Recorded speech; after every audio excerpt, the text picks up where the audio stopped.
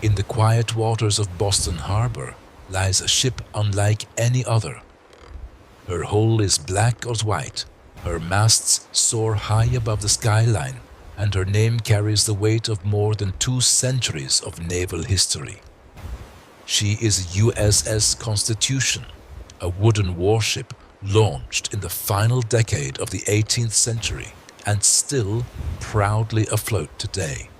To stand upon her decks is to step back into another era, an age when ships were made of oak, sails were the engines of empires, and the clash of broadsides decided the fate of nations. More than just a relic, the Constitution remains an active commissioned vessel of the United States Navy, lovingly preserved as a living link to the birth of the nation's maritime power.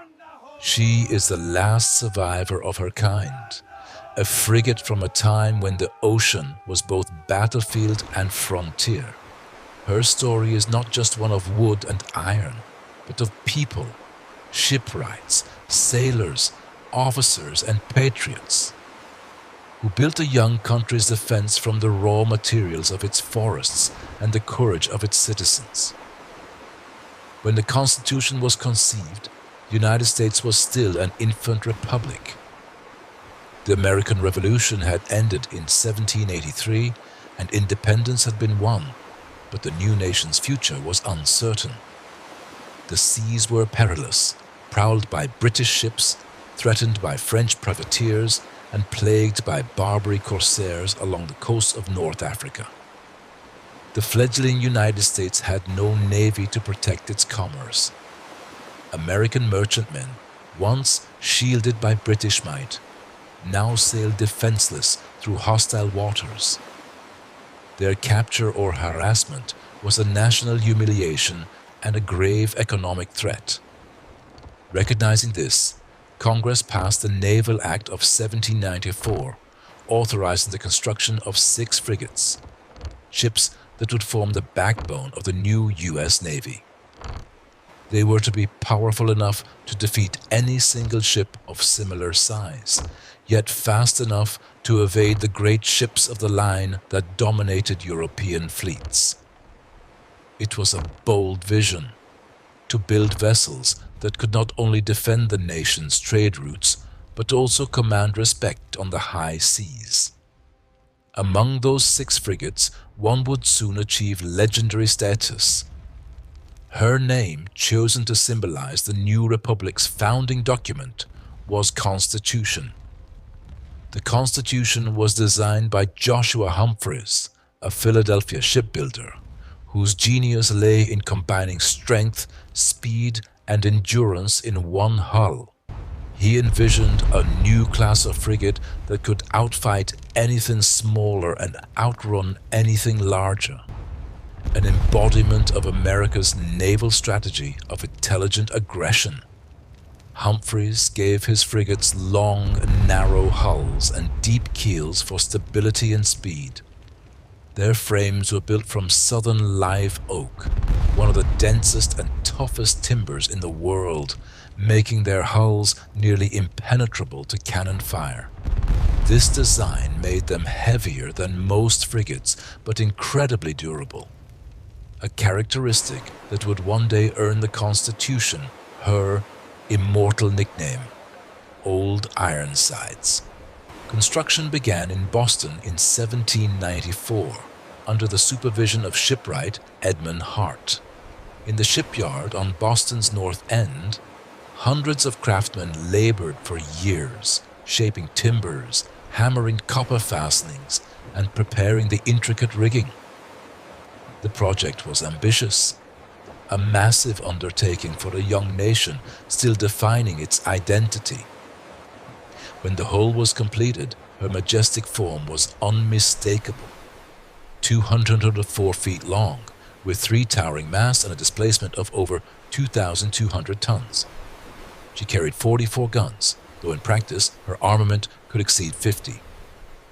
On October 21, 1797, after years of labor and multiple delays, the Constitution was launched into Boston Harbor.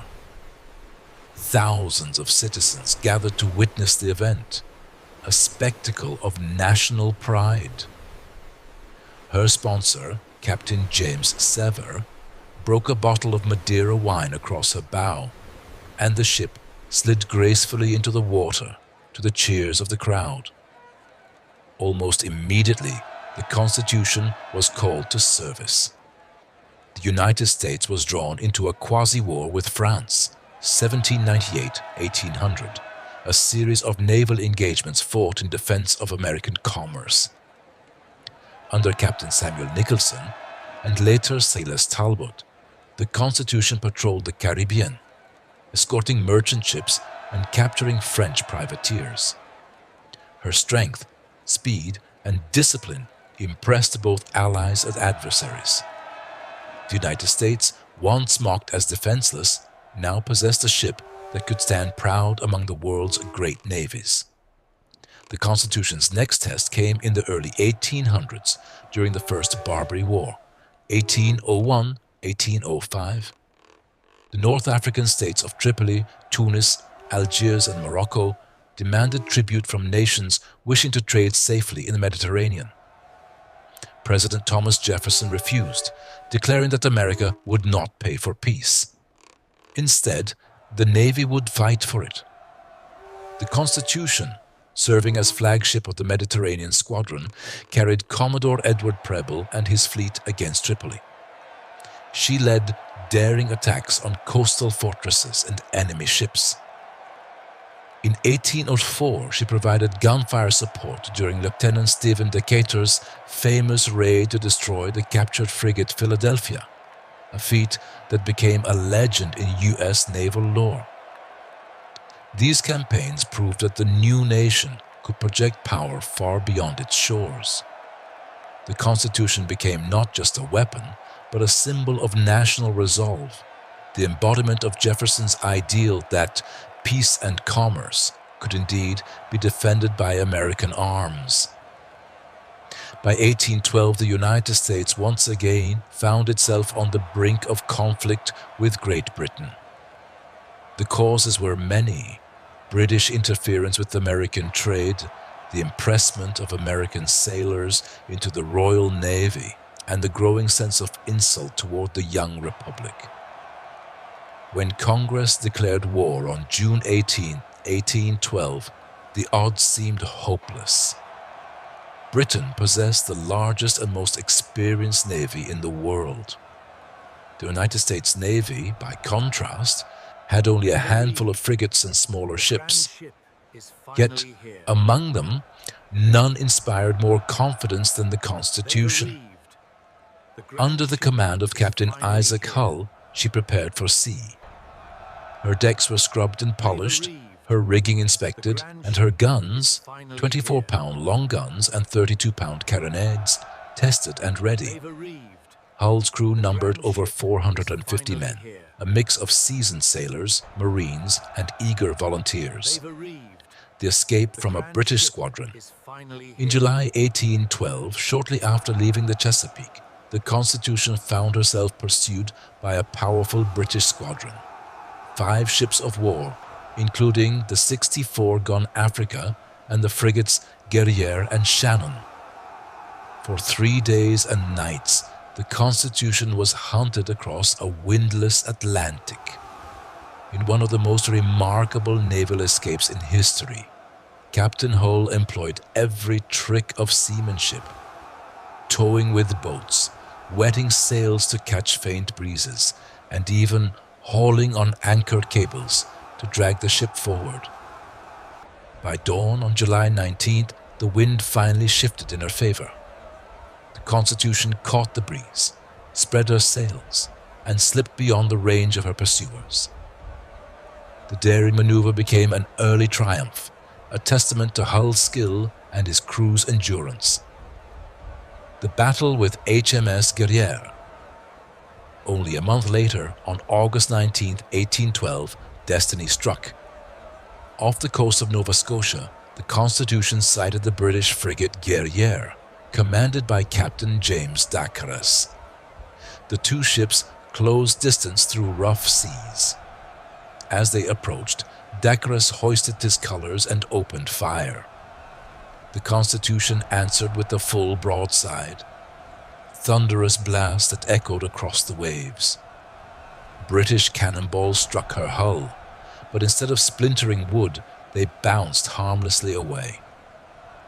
A sailor reportedly shouted, "Her sides are made of iron," and so the Constitution earned her immortal nickname, Old Ironsides. In 35 minutes, the Guerriere was a shattered wreck.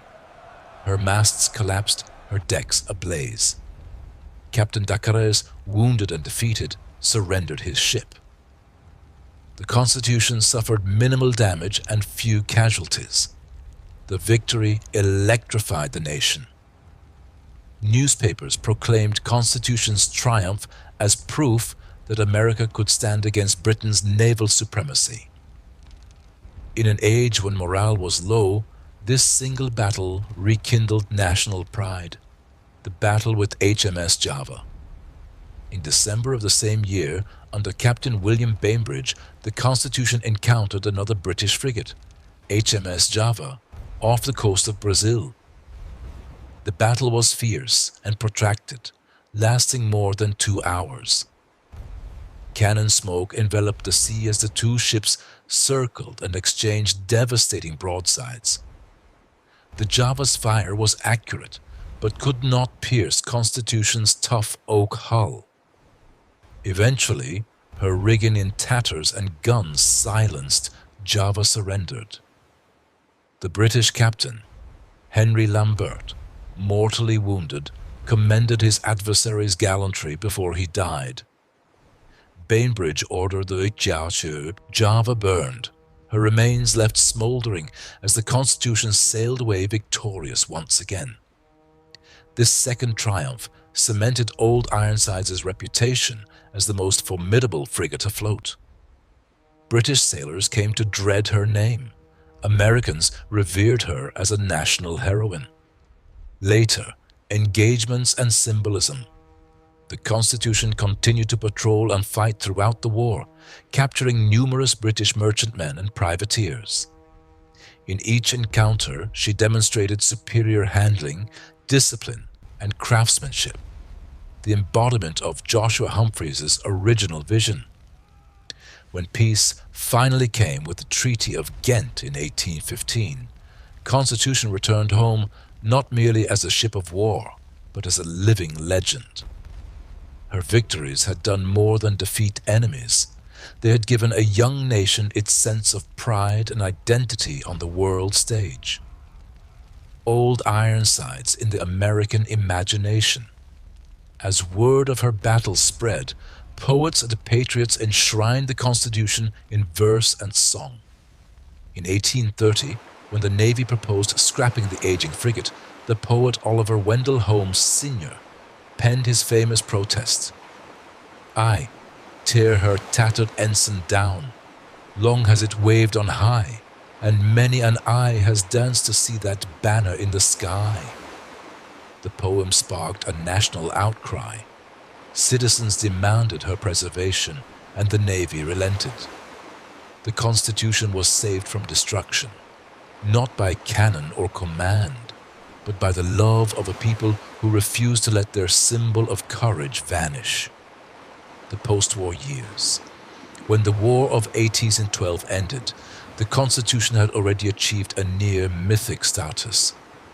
Her victories over the Guerriere and Java had not only brought glory to the United States, but had also proven that the new nation could hold its own against the world's greatest naval power. Yet, peace did not mean idleness. The young republic still needed to protect its interests on the high seas. In the years following the war, Constitution embarked on a series of long voyages, representing American power and diplomacy abroad. She sailed across the Atlantic and into the Mediterranean, continuing to serve as a deterrent against piracy and a guardian of American commerce. Between 1820 and 1828, under a succession of captains, she visited ports from Gibraltar to the Caribbean, from Rio de Janeiro to the coast of Africa. Though her sails were aging and her timbers creaked with time, she remained an impressive sight, a living testament to the craftsmanship and courage of an earlier era. The Mediterranean Squadron.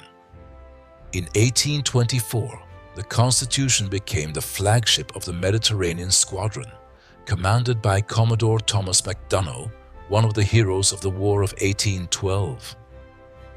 Her presence in European waters served not only a military function, but also a diplomatic one, projecting stability and prestige for the still young United States. She carried ambassadors, protected merchants, and ensured that American vessels could trade freely without fear of corsairs or interference. Even in an era of rapid change, as steam power began to make its first tentative appearances, Constitution remained a proud and respected representative of the United States Navy. A ship of many missions. Throughout the 1830s and 1840s, the Constitution's career continued in a variety of roles. She circumnavigated the globe in 1844-1846 under the command of Captain John "Mad Jack" Percival, a voyage that took her to Brazil, Madagascar, the Indian Ocean, and the Pacific. At every port, she drew crowds. Locals marveled at her towering masts and gleaming hull, reminders of a fading age of sail, yet still majestic and alive. During her stop in Singapore, Percival intervened to protect American merchants, earning both diplomatic praise and controversy for his boldness. Her voyage covered more than 50,000 miles, making Constitution one of the first U.S. Navy ships to sail around the world. The Civil War era. By the mid-19th century, naval technology had changed dramatically. Ironclads and steamships were replacing wooden sailing vessels, and the Constitution, once cutting-edge, was now a relic of a bygone age. Yet even in this new world, she found purpose.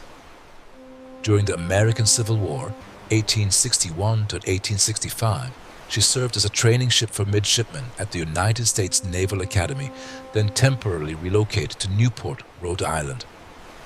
Generations of young officers learned the traditions of seamanship aboard her decks, men who would go on to command the steel navies of the future. Though she no longer fired her guns in battle, Constitution remained a living bridge between past and present, a reminder of where the U.S. Navy's honor and heritage began. The fight for her survival. By the 1870s, time and neglect had taken their toll. The Constitution's timbers were worn, her hull decaying. The Navy considered scrapping her, a fate that had claimed countless wooden ships before her. But the American people refused to let her die. In 1830, Oliver Wendell Holmes had already saved her once with his poem Old Ironsides. Now, nearly half a century later, the public rallied again. Newspapers and civic groups demanded her restoration. In 1877, she was repaired and recommissioned as a training and ceremonial ship. In 1907, she was brought to Boston, permanently berthed at the Charlestown Navy Yard, where she would eventually become the heart of the nation's maritime memory. The 20th century restoration. As the 20th century dawned, Constitution was again in danger. Her hull leaked, her decks sagged, and her masts had been stripped. Yet public affection had only deepened. In 1925, schoolchildren across the United States raised nearly $300,000 in pennies, nickels, and dimes to fund her restoration. A remarkable act of collective love for a ship more than a century old. Rebuilt and refitted, she sailed again in 1931 for a national tour, visiting 90 U.S. ports along the Atlantic, Gulf, and Pacific coasts. More than 4.5 million Americans came aboard, many weeping as they touched the rails of a ship that had survived since George Washington's time. In their eyes, Constitution was not merely wood and sail. She was the soul of the Navy, the embodiment of endurance and pride, World War II and beyond. During World War II, Constitution stood quietly in Boston Harbor, symbolizing the nation's resilience during its darkest days. She was a constant reminder of victory against overwhelming odds, a lesson the United States had learned long before. In 1976, the nation's bicentennial, she underwent another full restoration and sailed once more under her own power, escorted by modern destroyers and submarines, descendants of her proud legacy. The sight of Old Ironsides cutting through the waves again, her sails billowing against the skyline, brought tears to thousands of spectators. Since then, she has been lovingly maintained by the U.S. Navy, cared for by a dedicated crew of active duty sailors, the only ship of her kind still officially commissioned and manned. The ship today. Today, the USS Constitution rests proudly in Charlestown Navy Yard, Boston, Massachusetts. Her masts rise above the skyline as they did in the days of sail, and her decks echo with the footsteps of visitors from around the world. She is open to the public year-round, her crew still saluting, training, and performing ceremonial duties as they did 2 centuries ago. Every year, on the 4th of July, she sets sail briefly in Boston Harbor. Her sails unfurled, her cannons firing blanks in salute to the nation she helped to defend and define. For the sailors who serve aboard her now, the experience is more than historical. It is deeply spiritual. They walk where Hull and Bainbridge once stood, handling lines that echo through time, part of a living continuum that stretches back to the founding of the Republic. A living bridge between centuries. There are few artifacts on Earth that still breathe the air of their own legend. The USS Constitution is one of them. She is not a replica, not a museum reconstruction, but the original ship, built when George Washington was president, still floating, still serving. For over 225 years, she has watched the world transform around her. She was built before the invention of the steam engine, survived through the birth of the telegraph, the airplane, and the atomic age, and now stands in the age of satellites and digital networks.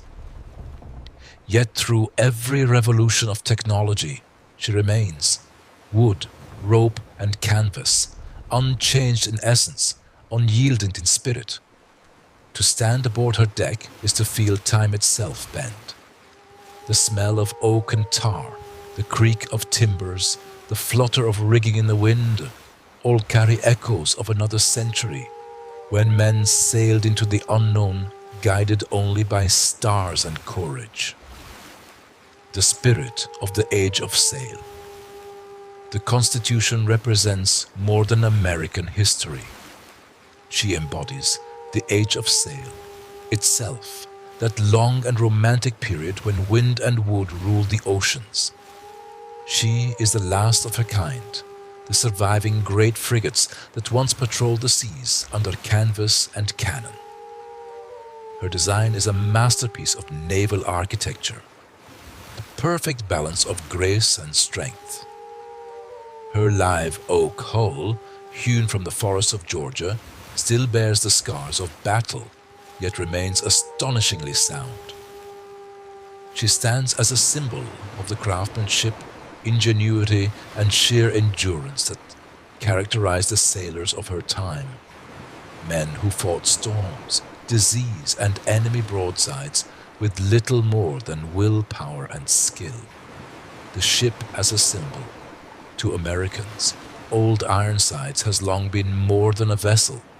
She is a symbol of a national identity. In her planks are the ideals of the early republic: independence, resilience, and pride in craftsmanship. She carries the memory of a time when the nation was young and fragile, but its survival depended on a handful of determined people and the ships they built. Her nickname, Old Ironsides, speaks to that same unyielding character. In battle, her wooden hull turned aside iron shot. In peace, her legacy turned aside forgetfulness. Each generation that sought to dismantle or ignore her found itself confronted by the affection of the American people. Time and again, she was saved not by orders, but by hearts. The power of preservation. Few ships in the world have inspired such sustained devotion.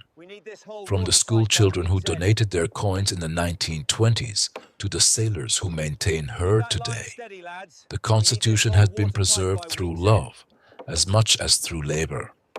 Every restoration, whether in 1857, 1927 or 1992, has been performed with reverence and precision.